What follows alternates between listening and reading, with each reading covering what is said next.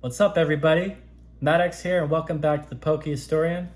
This is the show where I just get on this camera and talk to you all about whatever is on my mind. And I can tell you right now, I'm kind of annoyed and I'm kind of frustrated because I'm tired and sick of hearing about Pokemon Scarlet and Violet 151. Everyone's favorite set now. I'm freaking over it. I'm going to spend this video telling you why that is. And you can let me know down in the comments why you think I'm wrong and why you actually like this set, okay? That's going to be the trade-off here. It's going to be a mutual exchange of energy. So with that, let's go ahead and get into it. So first and foremost, I'm sick and tired of Gen 1, all right? And I'm a Gen 1er. I grew up with Pokemon Red and Blue, but I am so tired of seeing these same old Pokemon over and over and over again. It's been 30 years. I'm ready to see some new things. I don't need to keep reliving my childhood over and over again. I want to see some new stuff, okay? I want to see some new Pokemon. I enjoyed seeing all the Scarlet and Violet Pokemon. I'm looking forward to Pokemon Wind and Waves. Like, I am moving on with my life, and I encourage all of you, just go out and explore some of the new Pokemon. There's some really, really cool ones out there. And if you like Gen 1 so much, check out Gen 4. They got new evolutions for a lot of your favorite ones from Gen 1. So I don't understand the nostalgia for it. And this isn't even our first Gen 1 callback set. We've had a couple of these now. We had X and Y evolutions back in the 10s, which was basically the same type of thing. And then even Hidden Fates, if you go outside the Shiny Vault, it was basically a Gen 1 callback. It was all Gen 1 Pokemon and trainers. All right, we've seen this trope before. I remember even when 150, I was tired of 151 before it even came out. I remember seeing that on store shelves and I was like, this is okay. I guess I'll pick some up. But I was like not excited about that set at all. So that's my first thing. Like the whole Gen 1 shtick is old and boring. Let's move on to new things with Pokemon. But let's put that aside. Let's say that you're not tired of the whole Gen 1 shtick. What about the actual quality of the set? Well, I think it actually stinks. However, there are a few cards I like. For example, Venusaur here. This card is probably the most beautiful Venusaur card we've ever had. The Ivysaur is nice. The Bulbasaur is all right, although we have a better one, Stellar Crown. And I also like the Poliwhirl card a lot, the one where it's out in the rain at night. Beautiful, beautiful artwork. And the Dragonair and those ancient aquatic ruins, also another beautiful, beautiful card. But outside of that, like, I don't get it, all right? So let's walk through some of these artworks.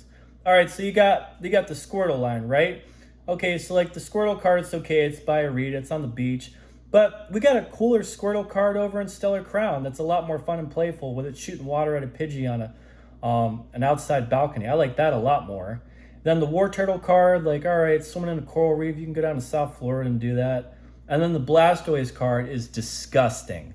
I don't know why any of you like that card. Like, I love Mitsuhiro Arita, but boy, did he freaking drop the ball on his boy Blastoise.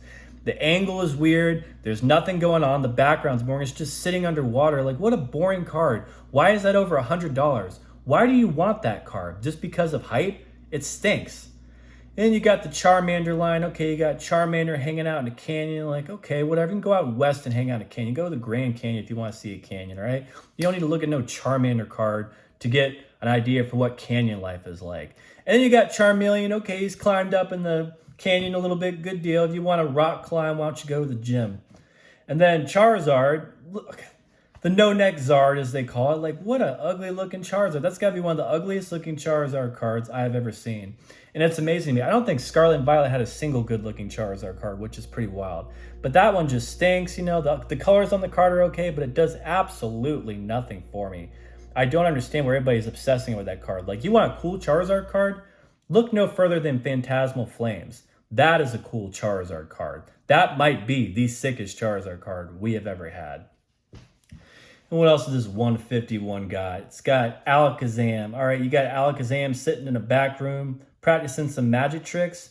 Y'all, if you want to learn some magic tricks, just go on YouTube and learn a couple ones. Do your own magic tricks in your back room, all right? You don't need to watch Alakazam do it in a card art. Like, come on, Alakazam could do better than that. And then what else we got? You got the Zapdos card hanging out with Articuno and Moltres. We've already seen this before, too. This is another tired trope. We saw this in Hidden Fates. Hidden Fates had 3 cards featuring Zapdos, Moltres, and Articuno. And during that time, we also had the Hidden Fates ETB, which gave you the Stained Glass Birds card, which is phenomenal. And all of these are better than the one from 151, so I'm tired of that. And then you got Psyduck, everyone's new favorite Pokemon that everybody all of a sudden likes out of the blue.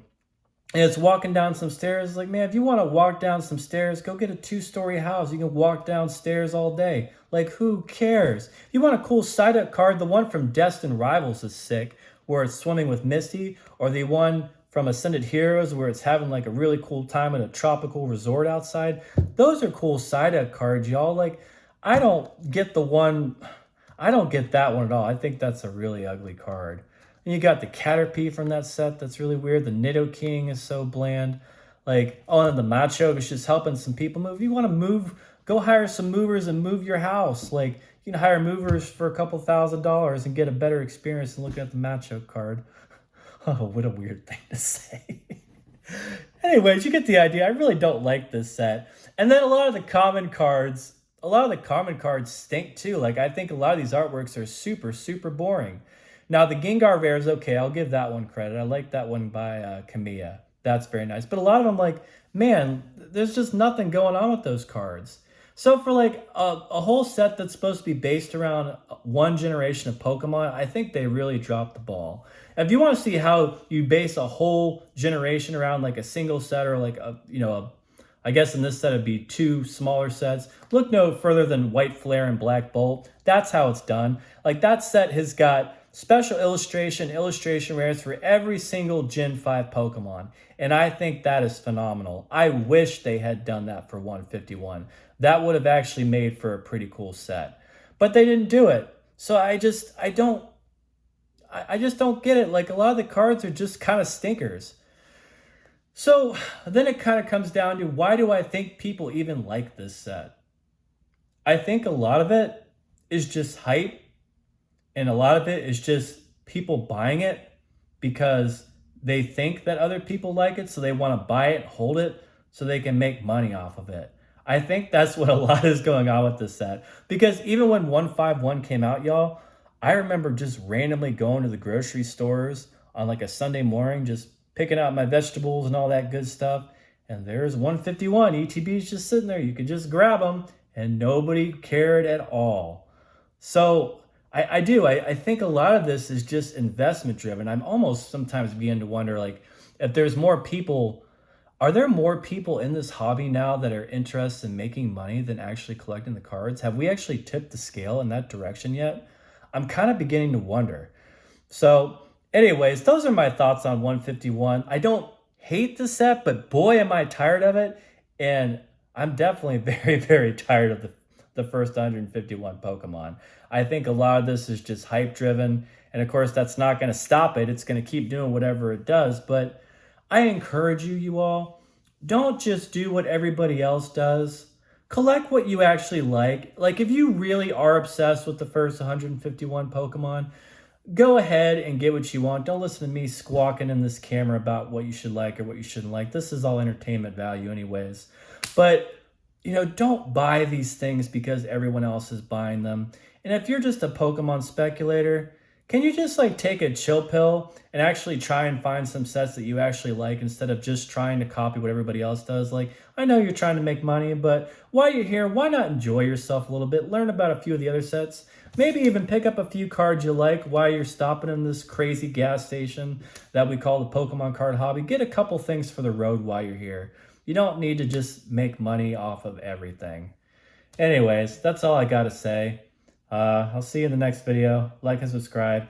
And please do let me know down in the comments why you like this set so much, because I'm just not understanding it. Take care.